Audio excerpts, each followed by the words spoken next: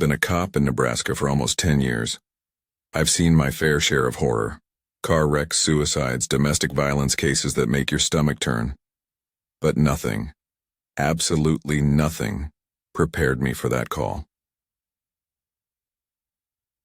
It came in at 12:47 a.m., a woman, voice trembling, gasping like she had been running for her life.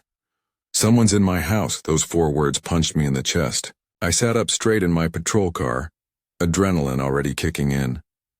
Home invasions are among the most terrifying calls we get. There's something primal about it. Your home is supposed to be safe. When that's taken from you, it shatters something inside. I asked her the usual questions: where she was, what she saw, if she was hiding. "I locked myself in the bedroom," she whispered. Her voice was so thin, so fragile.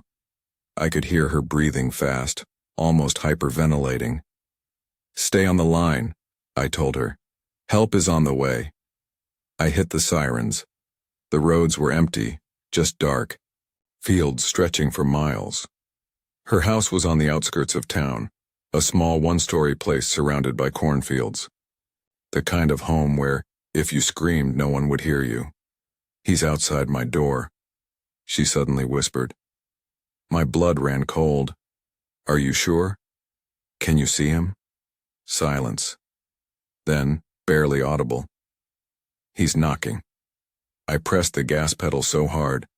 My foot ached. 5 minutes away. "Don't say a word, just stay hidden," I said, and then something that sent a jolt of dread through me.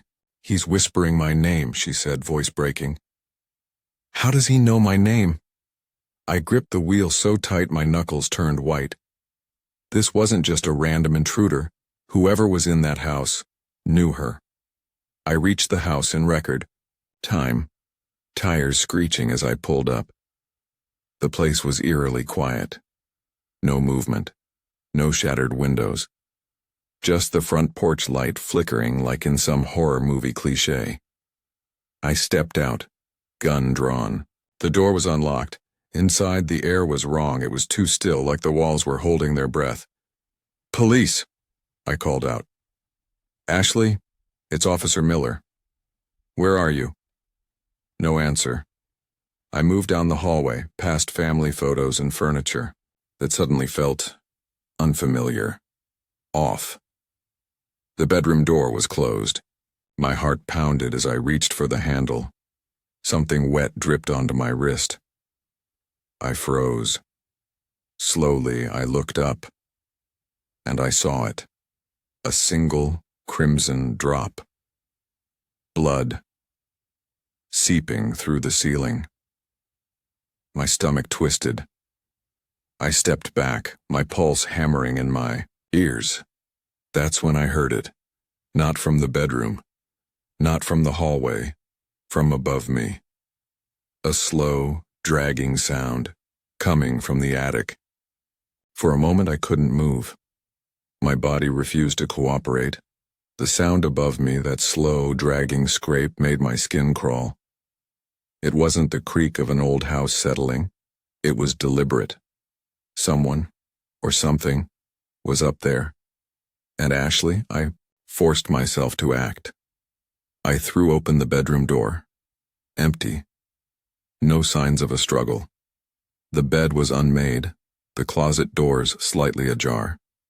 But the most unsettling part? The phone was still on the bed, screen glowing. The call was still active. "Ashley?" I whispered. Nothing.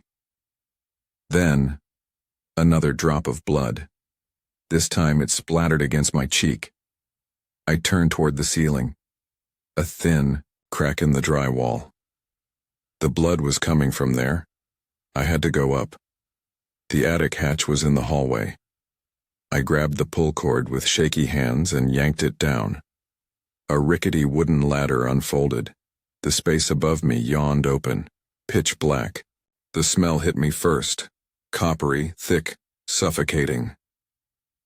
Blood. I climbed. The second my head breached the opening, I felt it. I wasn't alone. There, in the suffocating darkness, my flashlight beam landed on Ashley, Her lifeless eyes stared past me, mouth frozen in a silent scream. Her body was contorted as if she had been dragged up here by force. Her arms were twisted unnaturally, her fingers bent back, broken. But that wasn't what made my stomach drop. It was the second body, crouched right next to her. A man. Or something that had once been a man. His skin was waxy, stretched too tight, over his skull. His eyes were black pits, bottomless. He was smiling, and the worst part? I knew that face. It was the same face I had seen in a missing persons report. From 5 years ago, a man who had vanished from his home, leaving behind only a smear of blood and a single chilling detail. His wife had reported hearing him whispering from the attic, long after he had disappeared. He hadn't been missing. He had been waiting, and now he wasn't alone anymore. I didn't have time to think. I fired my gun, bang, bang, but the bullets did nothing. The thing didn't flinch. Instead, it moved, too fast. I fell back, nearly tumbling down the ladder. As I scrambled to my feet, I heard it, that voice, not from above, from inside the walls. Officer Miller. It whispered. I ran. The house is abandoned now. Ashley's case remains open, but we all know the truth, or at least the parts we can stomach. I hear things at night. When I lie in bed, staring at my ceiling, I swear I hear it. That whisper. And sometimes when I close my eyes, I feel something watching me, waiting for the attic door to open again. I've seen things in my years as a cop, things I'd rather forget. But some cases, some never leave you. This one still keeps me awake at night. It started with a frantic 911 call. Please, you have to help me. A woman's voice, choked with terror. My husband, he just disappeared right in front of me. The dispatcher tried to get more details, but all they got before the call cut out was an address. 112 Blackwood Road. I was already on patrol a few miles away, so I took the call. Blackwood was a secluded stretch of road, mostly surrounded by thick woods, the kind of place where people go to disappear. When I pulled up to the house, a 2-story, run-down place with boarded-up windows, something felt wrong. Not just eerie. Suffocating. The front door was wide open. I stepped inside, gun drawn. Police, anyone home? No answer. Just silence. And then from upstairs, a soft creak. I moved cautiously, my boots echoing on the wooden stairs. The house smelled of dust, mildew, and something else. Something metallic. Blood. The hallway at the top led to a bedroom. The door was slightly ajar. A shadow shifted behind it. Ma'am? I called, nudging the door open with my foot. What I saw inside made my stomach twist. A woman stood there, frozen in shock. Her hands clutched at her face, eyes wide, tears streaking her cheeks. She was staring at the floor, at a pile of clothes. Men's clothes, neatly folded like someone had taken them off and stacked them, but there was no body inside them. Where is he? I asked, though I wasn't sure I wanted the answer. Her breath hitched. He was just here, she whispered. I was talking to him. He turned away for 1 second and then he was gone. The clothes just fell. I stepped closer, my pulse hammering. I could see something else now, half hidden beneath the pile, a wedding ring. It looked like it had been yanked off with force. A chill crawled up my spine. This wasn't normal. Ma'am, we need to get you out of here. That's when I saw it. On the wall, just above the bed. A handprint, not in blood, not in paint. It was a shadow. A perfectly black handprint, as if something had burned itself into the wall. And then, the closet door creaked open. I turned, gun raised. Darkness. But I swear to God something moved inside it. Something breathing. I stood frozen, my gun trained on the yawning blackness inside the closet. Something was in there. The woman, Rachel, I later learned, was still trembling, behind me. I could hear her breathing, short and panicked. She knew it too. "Who's there?" I barked. No answer. But then, the darkness shifted, not like someone stepping forward. Like the shadows themselves were moving, a shape unfolded from the pitch black, slow and deliberate. My flashlight beam barely cut through the thick, suffocating darkness. But I saw it. A face. No, the absence of one.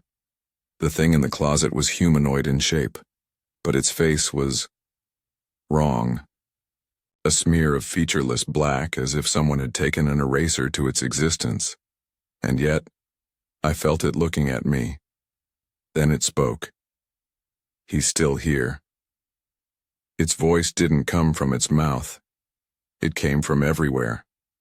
A whisper that crawled under my skin and coiled around my bones. Rachel let out a strangled sob. Then, the thing moved. Not like a person, not like anything human. It slid. One moment it was in the closet, the next, it was inches from me. My instincts screamed at me to shoot, but my body locked up. My arms wouldn't move, my legs wouldn't respond. I was trapped. And then, it reached for me. Its hand was nothing but shadow, fingers stretching unnaturally long. When they touched my chest, my heart stopped. For a second, I wasn't in that room anymore. I was somewhere else. A place of endless darkness, where whispers slithered through the air, where shapes lurked just beyond sight, shifting, watching, waiting. And I saw them. Others. Dozens of people, their faces contorted in silent screams. Trapped. Lost. Taken. And then, him. Rachel's husband. Staring at me, mouth open, eyes hollow, a voice, not mine, not his, filled my head. "He belongs to us now." I came back to the room with a violent gasp, collapsing to the floor. The closet was empty. The shadow was gone. Rachel was sobbing, shaking me. "Where is he? Where did he go?" I didn't answer. I couldn't, because I knew the truth. The case was officially closed as an unexplained disappearance. But I know what happened. I saw where he went, and sometimes at night when I pass by a darkened doorway or a half-open closet, I hear them whispering, waiting to take someone else. I always thought home invasions happened to other people. You know, the kind of thing you read about online or see on the news. Some poor bastard wakes up in the middle of the night, hears a noise, and suddenly there's a stranger in their house. But you never think it'll be you, until it is. It started about a week ago. At first it was small things. I'd wake up in the morning and find the front door unlocked. I was sure I had locked it the night before. Then, a window, slightly open, just enough to make me uneasy. I told myself I was being careless. Maybe I was tired, forgetting things. That's what I wanted to believe. But deep down I knew something was wrong. Then came the footsteps. The first time, it was just after 3 a.m., that dead hour of the night when the world feels off. I was lying in bed, half asleep when I heard it, soft, deliberate, a slow creeping shuffle coming from the hallway outside my bedroom. I froze, my breath caught in my throat. I live alone. I told myself it was the house settling, the pipes, my imagination, anything, to keep from acknowledging the truth. But then, my bedroom door creaked open. I didn't move, didn't breathe. I just lay there, my body stiff with dread, my eyes locked on the sliver of darkness beyond the doorframe. Nothing moved. Nothing human anyway. I waited. Minutes passed. It felt like hours. Eventually, I convinced myself it was nothing. Just paranoia. The mind plays tricks in the dark, right? But when I got up in the morning, I found something that shattered that illusion. The living room window was wide open, and in the dust on the hardwood floor, leading from the hallway to my bedroom door, footprints. Not mine. That night, I didn't sleep. I double-checked every lock, barricaded the doors, and sat in bed with my phone gripped tight in my hand. Sometime around 2:30 a.m., my exhaustion started to creep in. My eyelids got heavy, my head nodded forward. A noise. A soft, slow, deliberate scraping sound like nails dragging across wood. I sat up fast, my heart hammering against my ribs. The sound was coming from my closet. No, not inside. Behind it. My bed was positioned against the wall, and just a few feet away was the closet door. I stared at it, my entire body locked in place, ears straining. Then, a breath. Not mine. Something was on the other side of the wall, a long, rattling exhale. Slow, hungry. My hands trembled as I reached for my phone. 911. My fingers hovered over the call button, then tap, tap, tap, knocking. From inside the wall, I nearly dropped the phone. The knocks weren't erratic, they were measured, intentional, like it wanted me to know it was there, watching, waiting. And then, the closet door handle started to turn. The closet door handle twisted, slowly, deliberately. I wanted to move. I couldn't. My body was frozen, my breath caught somewhere between my lungs and my throat. Every nerve in me screamed to run, to get the hell out of that room, but I just sat there watching. Then, click. The door popped open just an inch, just enough to let the darkness inside seep out, and something breathed. A deep, rattling inhale, wet, heavy, close. I scrambled back, nearly falling off the bed. My hand finally worked enough to clutch my phone and slam my thumb against 911. Ring, ring. The line connected. 911, what's your emergen? The call dropped. No static, no beep. Just silence. And then, the door swung open. I only saw it for a split second. A figure, long-limbed, pale, wrong, crouched inside my closet like a spider, its bones pressing sickeningly against its too thin skin. Its eyes, black voids, endless, empty, locked onto mine. It didn't lunge. It didn't scream. It smiled. A wide, unnatural stretch of cracked lips, revealing a maw of too many teeth. Then, it moved. Not like a person. Not like anything that should exist. It slithered forward, limbs bending in ways they shouldn't. I bolted. I didn't think. I just ran, straight out of my bedroom, down the hall, nearly tripping over my own feet as I threw myself toward the front door. Behind me, fast, scuttling footsteps. Not heavy like a man's. Not normal. Too quick. Too light. Too close. I reached. The door yanked it open and dove onto the porch. The cold air hit me like a slap, and I turned just in time to see nothing. The hallway was empty. My bedroom door hung open. The closet door shut, like it had never opened in the first place. I didn't go back inside. I ran to my car, shaking so hard I could barely jam the key into the ignition.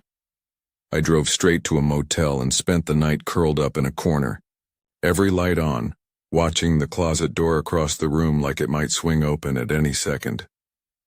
The next morning, I called the police. They searched the house, found nothing, no signs of forced entry, no footprints, no proof that anything had Been there except for one thing. In my closet, tucked into the farthest, darkest corner, was a hole. Not big, not obvious. But there. A gap in the drywall, just wide enough for something to slip through. The officer frowned, ran his flashlight over it, then turned to me. You got rats or something? No. Not rats. Something else. Something that watches. Something that waits. Don't sleep in that house anymore. Hell, I don't even sleep at night anymore because every now and then, when the world is quiet, when the clock hits 3 a.m., I still hear it. That soft, slow, deliberate scraping coming from inside the walls. I should have never gone down there. I should have left it alone. The house was old. Too old. A relic from a time when things were built to last, its bones creaking under the weight of history. I had just moved in, a fresh start, a new chapter. But from the moment I stepped inside, something felt off. It wasn't the usual old house stuff. Not just the drafty hallways or the way the floorboards groaned when no one was walking on them. No, this was something else, something wrong. At first, it was subtle. Objects weren't where I left them. My keys, always on the kitchen counter, would appear on the coffee table instead. My phone charger went missing for 2 days, only to turn up neatly coiled in a drawer I had never opened. I tried to laugh it off. I'm just tired. Moving is stressful. That's what I told myself. Then came the smell. A faint, rancid stench like rotting meat. It drifted through the house at random times, never constant, always just strong enough to make my stomach turn before vanishing completely. I checked the fridge, the trash, even crawled under the house looking for dead animals. Nothing. And then, the knocking. It started in the walls. Soft, rhythmic. A slow, deliberate tap, tap, tap, always just past midnight, always from below.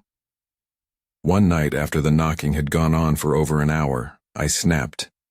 I had to find out what the hell was causing it. I grabbed a flashlight and followed the sound, my pulse hammering in my ears. It led me to the far end of the house where an old wooden door sat flush against the floor. I had never noticed it before. A basement. The latch was rusted, the wood warped with age, but after a few good pulls, it ripped free. The air that rushed out was like a breath from something ancient, cold, stagnant, wrong. I hesitated. Every instinct in my body screamed at me to close the door, walk away, forget it. But I had to know. I turned on my flashlight and descended. Thud. Stairs groaned under my weight as I moved deeper into the dark. The air was thick, wet, suffocating. The smell was worse down here, clinging to my skin, my clothes. My light cut through the darkness, revealing stone walls, lined with old wooden shelves, covered in dust. Strange objects filled the space. Rusted tools, shattered glass jars, things wrapped in brittle cloth. Then I saw it. A door. Not just any door. It was new. Not old like the rest of the basement. Not covered in dust. Just smooth dark wood standing at the far end of the room like it didn't belong. The knocking had stopped the moment I stepped into the basement. But as I stared at that door, a sound rose up from the silence. Not knocking. Breathing. Long, slow. Right behind the door. That door didn't belong. Everything else in the basement was ancient, dust-choked, forgotten by time. But not that door. It was new. Polished. Wrong. And something was breathing behind it. Long, slow inhales. Wet. Deep. Too close. I wanted to run. I should have, but instead, I reached for the handle. The second my fingers brushed the wood, it stopped breathing. Silence. A silence so heavy, it felt alive, like the air itself was waiting. I hesitated. My heartbeat was a jackhammer in my ears, my hand slick with sweat. Something in me, something primal, knew that opening that door would be the worst mistake of my life.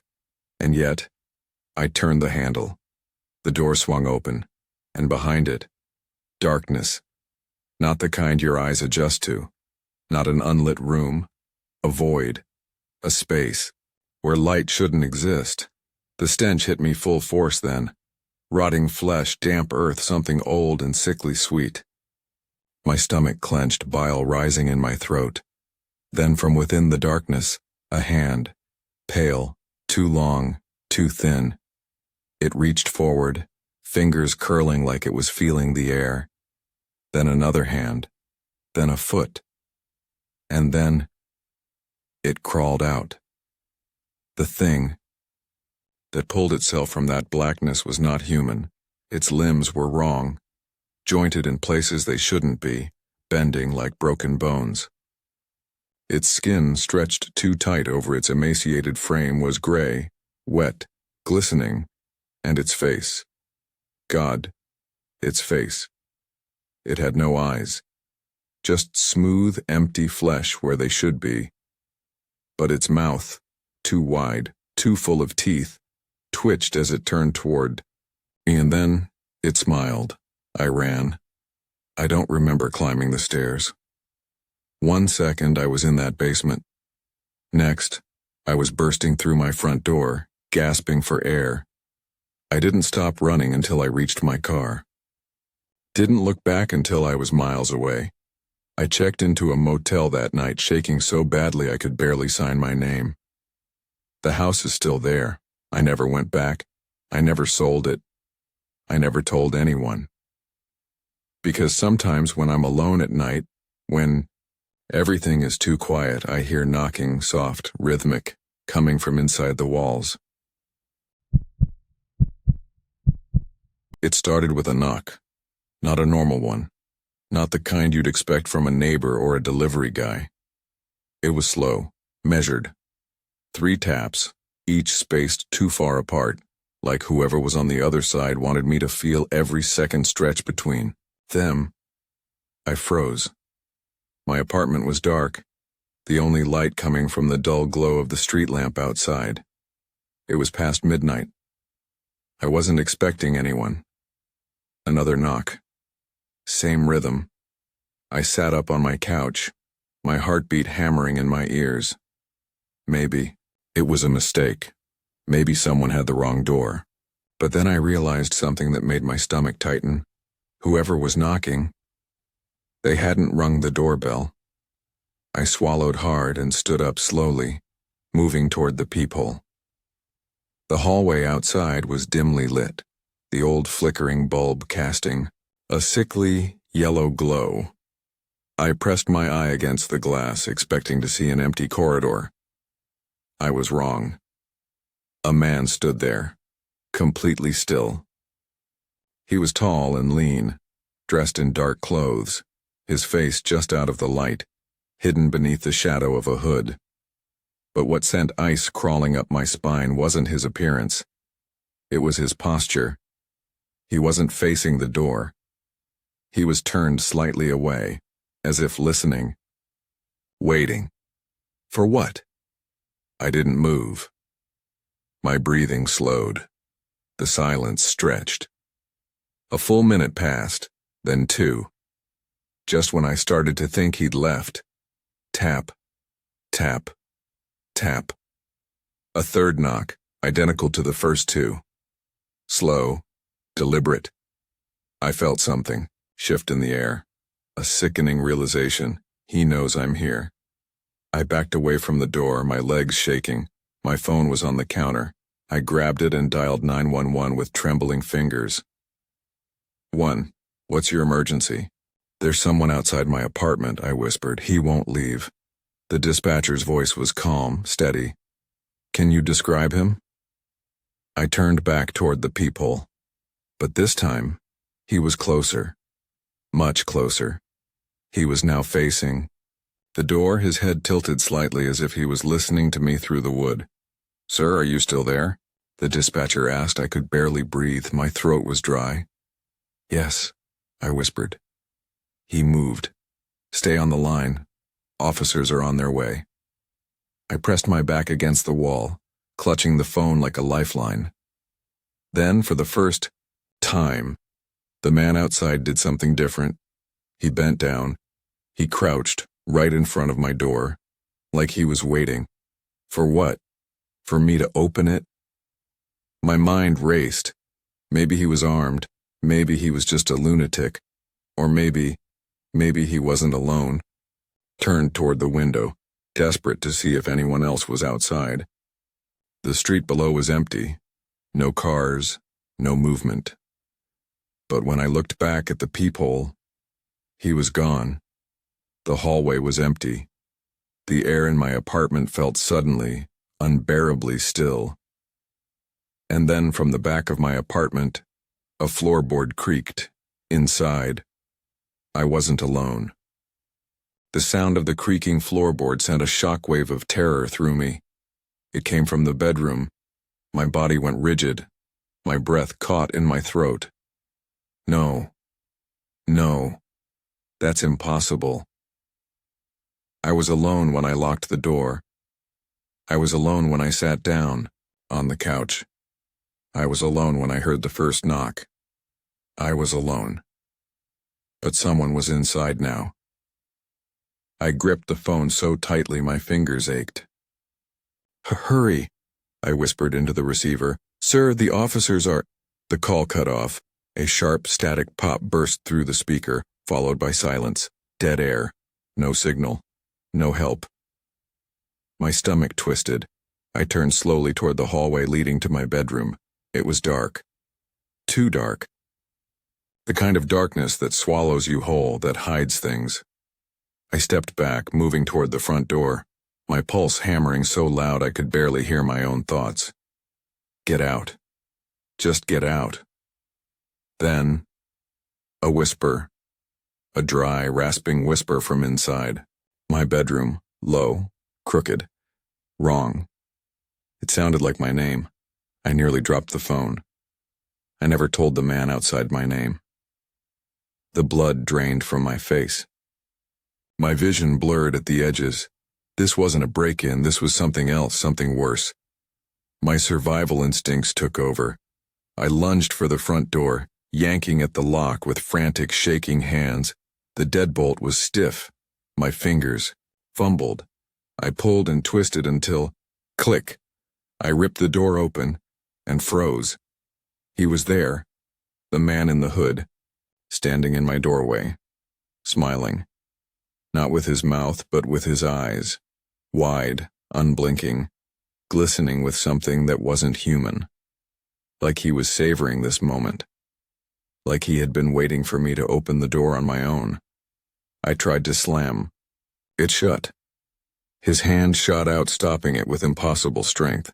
His fingers curled around the wood, slow and methodical, like he was savoring the fear in my eyes. I gasped. What do you want? He didn't answer. Instead, he leaned forward, just enough for me to see his face clearly. It was mine, a twisted, stretched version of me. A grotesque, distorted reflection, his lips parted, finally breaking the silence. You let me in. The last thing I remember was the force of the door swinging open, a shadow swallowing me whole, and then nothing. Now that you've heard what no one should, remember, the terror doesn't end here. There are still many stories lurking in the dark, waiting to be told. So subscribe, leave a like, and share this video with your family. It helps me a lot to keep bringing you these chilling tales. And don't forget to check out the next video playing on the screen if you dare to face more nightmares.